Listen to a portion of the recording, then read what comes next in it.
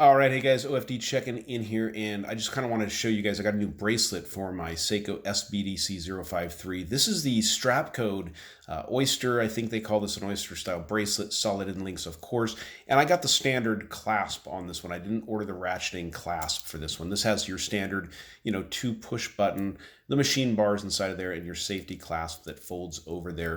Strapcode makes some really, really great straps. They're always on top of things, and I wasn't even aware they were making them for this watch till I went over the website, and it seems they're very, very new. So very well done. These are 3/16 stainless steel links on this watch, all solid. They are screw links. As a matter of fact, I'll bring up the little screw here and show you guys that in the background. Now I'm going to have to zoom in to get you guys to see this, but they're actually an interesting screw. You can see they're actually flexible. They have a spring inside of there, and then the threads are at the very end. And what you end up with on the links is you don't have the links don't go completely through. So they actually go through, screw into this side, and then you've got the solid piece that locks into this end over here. So a little bit different there, not a complete through screw as far as that goes, but they're really, really super easy to work with, to be honest with you, compared to the screws that go all the way through and thread in. A lot of times those are a little bit rougher to work with.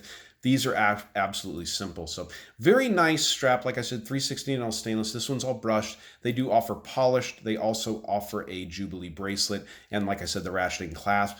This one goes from 20 millimeters where it meets the watch head here at these solid end links. And from what I measured, it tapers a 0.5 millimeter all the way down to the clasp here where it meets the clasp. And I measured a 17.7 millimeters. So really, really nice taper. Basically what you're looking at is a 22 and 18 millimeter taper, which is very standard for the industry. So it matches the watch very well. I'll get it up here a little closer. Let me see if I can do this. Get it up here a little closer so you can see, there's some slight gaps, but it fits the watch very tightly and looks very, very nice. It's interesting that they don't offer this particular model, the 053 in blue, with the factory bracelet. I've never figured that out. I don't know why, but recently I watched Marshall Time's video on his 051, which came on the factory bracelet. Of course, the black model has the bracelet, and I was really I was like, I got to get a bracelet for it. So I went over to Strapcode and found out they're actually offering these now.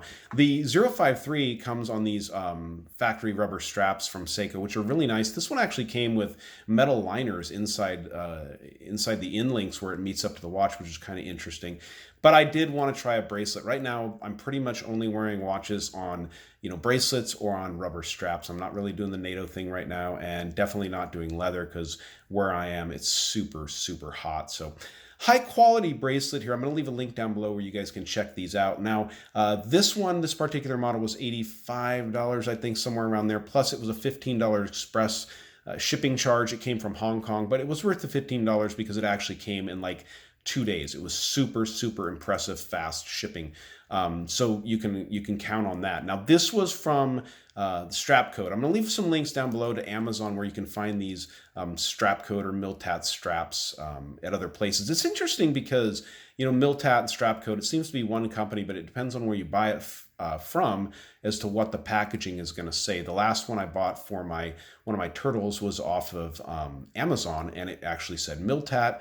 This one I bought from the Strapcode website itself, so it actually says Strapcode down there. So really, really nice. You know what I'm going to do is I don't even need to pause it. Let's go ahead and just take off the watch I'm wearing. Actually, I'm wearing my quick wristwatch check. I'm wearing my Tudor Black Bay Heritage, the red model. Absolutely love this watch. It is a watch that is on my wrist quite often. But it's funny because when I got the bracelet for the 053 here, I actually went ahead and adjusted it and got it on my wrist, and I've been wearing it all day until I started making this video. So they fit super well. They're very well made bracelets. Now, one of the things I will tell you, and it probably is a QC issue with Seiko as much as it's an issue with Strapcode, but is getting these end links in. It did take me quite a bit of time to get those pins to engage in the case itself.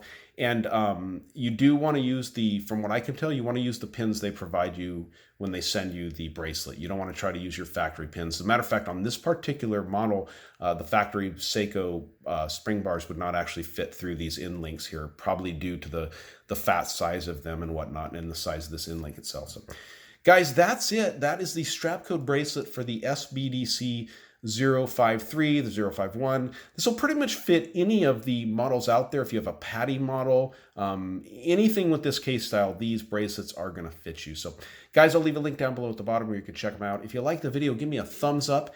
And if you've not subscribed to the OFD channel yet, please do. Please do. All right, thanks, guys.